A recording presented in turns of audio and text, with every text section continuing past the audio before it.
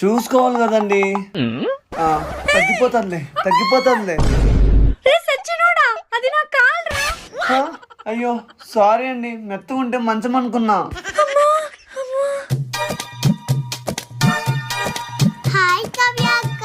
Hi రా. దా కూర్చో. ఈరోజు నా బర్త్డే అక్క. అన్నెవరక్క?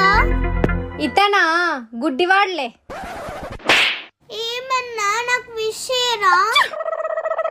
Happy birthday. నువ్వు గిల్లుతున్నది పాపని కాదు, కావ్యాని. సారీ. హ్యాపీ బర్త్డే పాప.